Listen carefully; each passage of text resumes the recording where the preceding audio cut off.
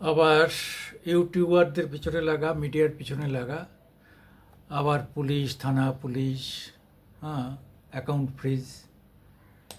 আমি সুকুমার দেবনাথ, আমি এর ঘোর বিরোধিতা করছি। সরকার কেন মিডিয়াকে বারবার গ্যাগ করার চেষ্টা করে, গলা টিপে ধরার চেষ্টা করে, মুখ বন্ধ করার চেষ্টা করে? এই চেষ্টাটার মধ্য দিয়েই যে একটা সন্দেশ, একটা নেগেটিভ সন্দেশ বা সংবাদ মানুষের মধ্যে মেসেজ চলে যায়, এটা কি তারা বোঝে না? এরা কিন্তু চারপাশে কারা? আরে মুখ্যমন্ত্রী তো একা চালান না, তার লোকজনরা কি, আমি তো অনেককেই চিনি, তারা কেন এরকম ভুলভাল সিদ্ধান্তের দিকে যান? আমার মনে আছে যে বুদ্ধবাবু মুখ্যমন্ত্রী বুদ্ধদেব ভট্টাচার্য, তিনি বর্তমান সম্পর্কে একটা কথা বলে দিয়েছিলেন। হ্যাঁ, একটা কথা বলেছিলেন যে প্রয়োজন হলে বর্তমানকে আমরা শিক্ষা দিতে পারি। তারপর দিন একদম টপ প্লেয়ার, সুপার লিড হয়েছিল বরুণ সেনগুপ্ত। কি লিখেছিলেন জানেন? বলে, হে ক্ষুদ্র হিটলার, পারলে একবার চেষ্টা করে দেখুন। মানে তখন মুখ্যমন্ত্রী বুদ্ধদেব ভট্টাচার্য লিখেছিলেন, তার বিরুদ্ধে তারপর দিন বর্তমানে প্লেয়ার হয়ে বেরিয়েছিল। হ্যাঁ, যে হে ক্ষুদ্র হিটলার, সম্ভবত এই শব্দটাই ছিল, চেষ্টা করে দেখতে পারেন। বরুণ সেনগুপ্ত লেখা, বিরাট প্লেয়ার। করতে পেরেছিল বরুণ সেনগুপ্ত? কী করেছিল? কিছু তখন ইউনিয়নগুলো ছিল আপনার ডিস্ট্রিবিউটর, অর্থাৎ হকার, হকারদের ইউনিয়নগুলো এদের সিটুর ইউনিয়নে ছিল বলে তারা কিছুদিন বিভিন্ন জায়গায় বর্তমান বিক্রি করা, বর্তমান পোড়ানো, জ্বালিয়ে দেওয়ার চেষ্টা করেছে, নামমাত্র কয়েকদিন। তারপরে সমস্ত মিডিয়া জয়েন্টলি এটা নিয়ে প্রতিরোধ গড়ে তুললে কেন্দ্রের চাপে এবং মিডিয়ার চাপে, সাধারণ মানুষের চাপে হিটলার বুদ্ধবাবুকেও বন্ধ করে দিতে হয়েছিল, আবার বর্তমান চালু হয়েছিল। তাহলে দিদি তো সেটা ভালো জানেন। দিদি বলতে মুখ্যমন্ত্রী মমতা বন্দ্যোপাধ্যায়। বন্দ্যোপাধ্যায় তো ভালো করে জানেন যে সেদিন বুদ্ধবাবু মুখ্যমন্ত্রী ছিলেন, তাকে হিটলার বলেছিল বর্তমান, এবং পেজ ওয়ানে খবর করে। এই আমলে আপনাকে হিটলার পেজ ওয়ানে লেখার মতো কোনো মিডিয়া নেই, এটা আমি জানি। কিন্তু সোশ্যাল মিডিয়া আছে, সোশ্যাল মিডিয়াগুলো তারা করছে বিরোধিতা। অর্থাৎ মিডিয়ার যে ফোর্থ পিলার, তার যে কাজ, লেজিসলেটিভ, এক্সিকিউটিভ এবং জুডিশিয়ারির বিরুদ্ধে ফোর্থ পিলার হিসাবে যে মিডিয়ার যে কাজ, সেই কাজটা কিন্তু আমরা করছি না। আমার মামাটি মানুষ আছে, আমি করতে পারি না। আনন্দবাজার করতে পারে না। একটা দুটো মানে 20% বিরোধিতা করে তো 80% পক্ষে যায়। এদের টিভিগুলো করতে পারে না। বর্তমান তো বিক্রি হয়ে গেছে পুরো, এই সময় বিক্রি হয়ে গেছে। প্রতিদিন তো আগের থেকেই মমতার কাগজ। তাহলে তো কোনো কাগজ নেই এখানে, কেউ মমতার বিরুদ্ধে লিখতে পারবে না। আর হিটলার লেখা, হ্যাঁ, জীবনে কোনো দিন পারবে না। হ্যাঁ, আমি বলতে পারি, আমি লিখতে পারি, কিন্তু আমার যেহেতু মামাটি মানুষ, আমি তাতে লিখলে আমার পাঠক নেবে না। তবে আজকের দিন বলে আমার আর একটা কাগজ আছে, আমি তাড়াতাড়ি সেটাই চালু করব, চেষ্টা করছি। ভয় পাই না, ভয় পাই না, ভয় নাই, ওইসব ভয়ের কোনো ব্যাপার নেই। ভয়ের বয়স চলে গেছে। যে সময় সংসার, ছেলে মেয়ে, ভবিষ্যৎ, ঘর বাড়ি টাড়ি ইত্যাদি ইত্যাদি নিয়ে চিন্তাভাবনা থাকে, তখন মানুষের অনেক রকম কম্প্রোমাইজ থাকে। আর আমি ভাগ্নির দেওয়ারটা ছোট, 10x10 এই ঘরের, তাকে একটা লাইব্রেরি করে নিয়ে এর নিচে শুয়ে থাকি। আমি ভয় পাই না, কাউকে ভয় পাই না। তবে মমতাকে ভালোবাসি। অর্থাৎ মমতার হয়ে 2006 থেকে লিখতে লিখতে তার উপর বই লিখেছি, অনেক কিছু করার ফলে, এবং মমতার বাড়ি, কোথায় জন্ম, পুরো এলাকা মানে রিসার্চ করেছি। তার পারিবারিক মানে পরিবার ট্রি বলে না, ফ্যামিলি ট্রি আমার কাছে আছে। আমি তার যেখানে জন্ম ওই এলাকায় সব ঘুরে দেখেছি, প্রত্যেককে ইন্টারভিউ করেছি। তার বাবার ভিটে যেটা, সেখানেও গেছি। তার একমাত্র মামা, 7 বোন এবং একমাত্র মামা অনিল মুখার্জি, তার ইন্টারভিউ করেছি, তার ছেলের ইন্টারভিউ করেছি। আমি এত কিছু করেছি কেন? আমার আগ্রহ ছিল মমতার উপর, নিজে 2টো বইও লিখেছি। কিন্তু আজকে বলতে বাধ্য হচ্ছি যে মানে সেদিনের মমতার আজকে নেই।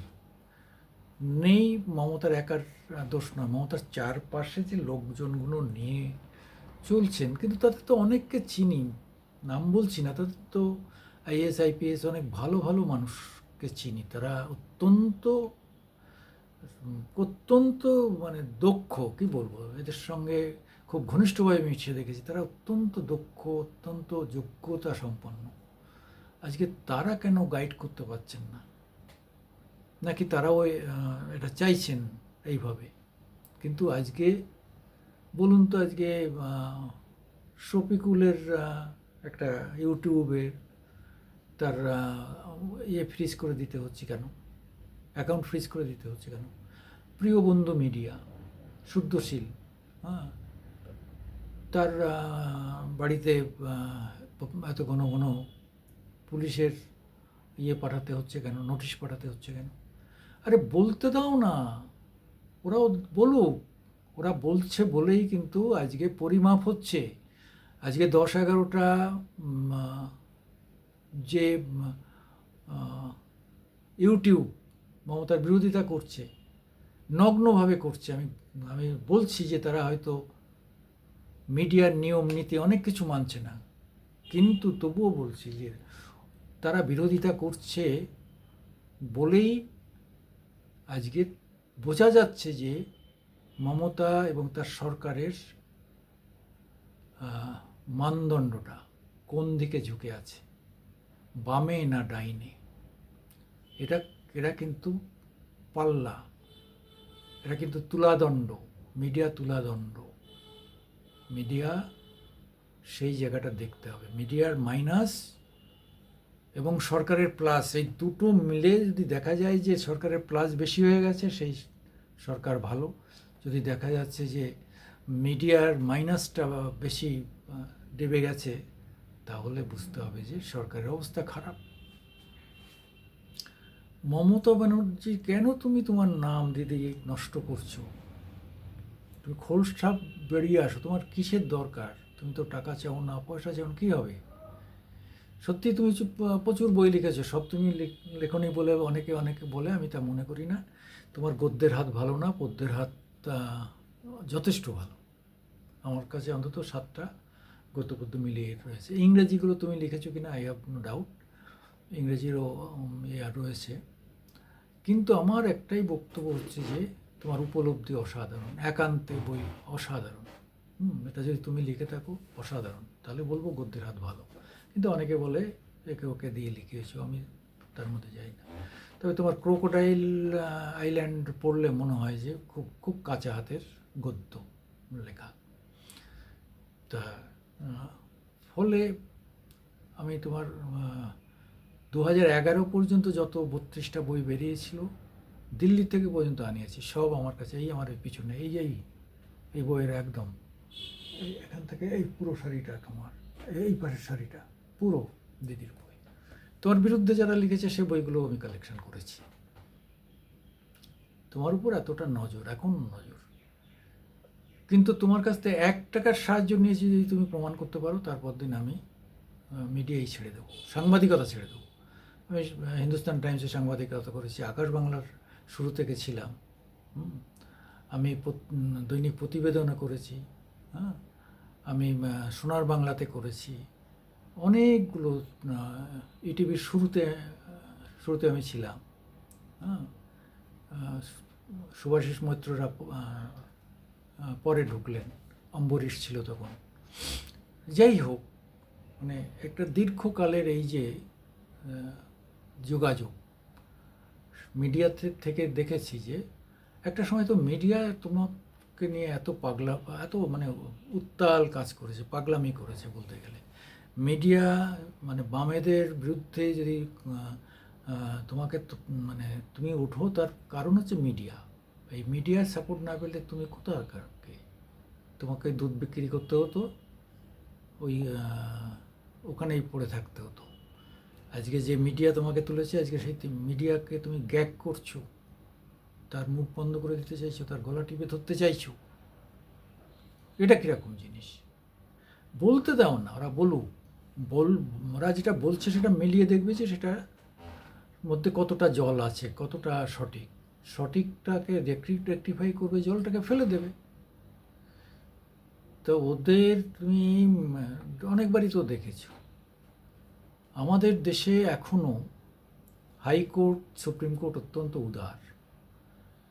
তারা জানে 19-এর ক ধারায় রাইট টু এক্সপ্রেশন, মানুষের ভাব প্রকাশের যে স্বাধীনতা দিয়েছে, 21-এ একটা মানুষের মনোভাব, মানে মানুষের কথা বলার যে অধিকার, এই রাইট রয়েছে। সেটাকে তুমি কি করে জোর করে গলা টিপে মারতে পারবে না। আজকে ওই যে মানব মেটিয়া ব্রুজের ওদিক থেকে সে ছেলেটার উপর হঠাৎ করে সে একটা ইউটিউব করেছিল, সত্যি ঘটনাকে দেখালো, তুমি তারপর তাকে যুদ্ধ মার্জিলে ঢুকিয়ে রাখলে। শফিকুল একটা সত্যি ঘটনা প্রকাশ করেছিল, আমরা তদন্ত করে দিয়েছি, ঘটনাটা তো সত্যি ছিল। যেহেতু সেটা পুলিশের বিরুদ্ধে গেছে, পুলিশ তাকে ধরে ঢুকিয়ে দিল। পুলিশ ভাবলো আমার কী ক্ষমতা। আজকে শফিকুল তৈরি করেছে পুলিশ, পুলিশ, পুলিশ, তোমার ভুল ডিসিশন এবং পুলিশ। তা নাহলে শফিকুলের জন্ম হতো না, মানবের জন্ম হতো না। ইভিএমের টিভির স্বপন একটা ম্যাথমেটিক্সের এমএসসি পাশ করা ছেলে, আজকে সদ্য শিল্পীয় বন্ধু মিডিয়া একটা ইঞ্জিনিয়ারিং ছেলে। এরা চাকরি করলে অনেক আগে অনেক বড় বড় জায়গায় চাকরি পেয়ে যেত, কিন্তু তা ছেড়ে তারা মিডিয়াকে ভালোবাসে, মিডিয়াতে এসেছে। রোজিন একটা ছোট্ট মেয়ে, এখনও তার গ্রামের ভাষা সে বলে, কিন্তু তার কি দুঃসাহস! সে একটানা তোমার বিরোধিতা করে যাচ্ছে, মানে কোনো পরোয়া করে না। বিরোধিতা তোমার নয়, করা হচ্ছে সরকারের। সরকারের ভালোটা আমরা তুলব না, ভালো করার জন্যে তুমি আছো। তুমি একটা মিস্ত্রি রেখেছো একটা চেয়ার করার জন্যে। মিস্ত্রি চেয়ারটা খারাপ করলে তুমি তাকে বকবে, বলবে পয়সা দেবো না। ভালো করলে বলার কি আছে? তুমি তো তাকে পয়সা দিয়েছো ভালো করার জন্য। তোমাকে আমরা নির্বাচিত করেছি, আজকে গাড়ি দিয়েছি, বাড়ি দিয়েছি, আজকে সব কিছু তুমি, যত ফ্যাসিলিটিস, সিকিউরিটি, সব কিছু তো তুমি, তোমার পরিবার পাচ্ছে। তুমি আমাদের কাজটা করবে বলে তোমার নিশ্চয়তা, তুমি বেঁচে থাকবে, তোমার কোনো গায়ে আঁচড় না লাগে, তার জন্যই তো আজকে আমরা এত কিছু করছি। আজকে সরকারের এত টাকা খরচ হচ্ছে, আজকে আমাদের ট্যাক্সের টাকা, আমি জিএসটি দিই, আমরা আয়কর দিই। তো আমাদের আয়করের টাকায় তো তোমার সব চলে। তাহলে আমার একটা কথা বলার অধিকার কেন থাকবে না? আমি ধরে রাখবো, আমি ব্যক্তিগত তোমাকে ভালোবাসি, তোমার বিরুদ্ধে লিখি না। মামাটি মানুষ কাগজ আমার 2009 থেকে আমার এই কাগজ। আমি তোমার হয়ে কাজ করে এসেছি। যখন ভয়ঙ্কর বামেরা ছিল, আকাশ বাংলা টিভিতে বামেদের চ্যানেল থেকেও আমি তোমার হয়ে কাজ করেছি, কিন্তু আমাকে কিন্তু সিপিএমের লোকেরা আমাকে ঘাড় ধাক্কা দিয়ে বের করেনি। তারা আমাকে আমার আস্তে আস্তে কাজ বন্ধ করে দিয়েছিল, কিন্তু আমাকে ঘাড় ধাক্কা দিয়ে বের করে দেয়নি। এবং রিটায়ার্ডের সময় পুরো টাকা দিয়েছে। এই আমলে হলে তো মার খেয়ে মরে যেতাম, রাস্তায় কোথায় লাশ পড়ে থাকতো। আমি এত বিরোধিতা করেছি বামেদের, কিন্তু বামেরা আমাকে কখনো গায়ে হাত তোলেনি, বা একটা কেস, একটা ডায়েরি পর্যন্ত করেনি।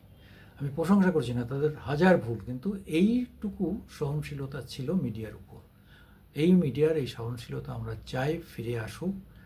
চিন্তা করো না, তুমি যদি আবার নিজেকে রেকটিফাই করতে পারো 2026-এ আসবে, না হলে তুমি চলে যাবে।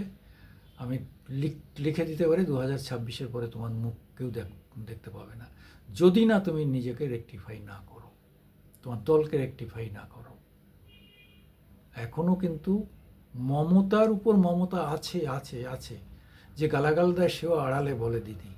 দিদি বলে কেন? দিদির সঙ্গে আত্মীয়তা আছে। অনেকের সমালোচনা করেও দিদি বলে।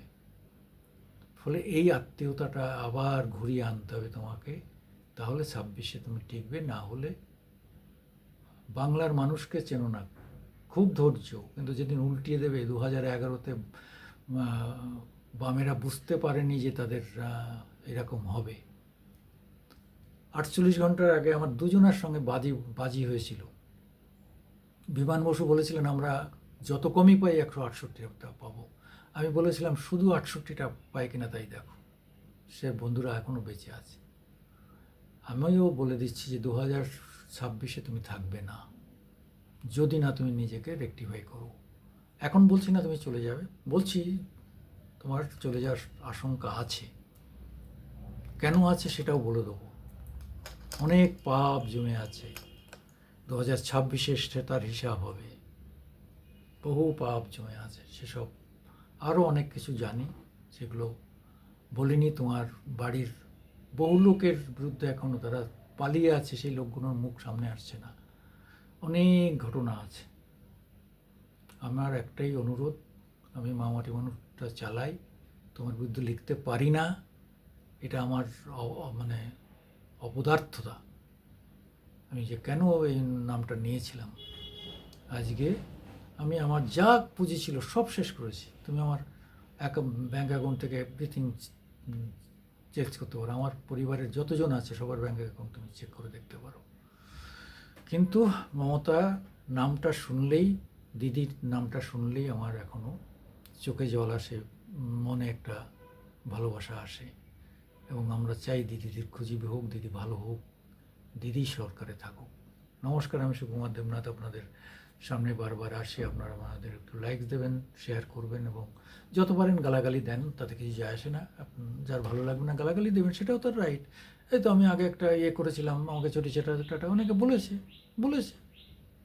আবার বিরোধিতা করলেও অনেকে শেয়ার করে, অনেক রকমভাবে সেটা করে।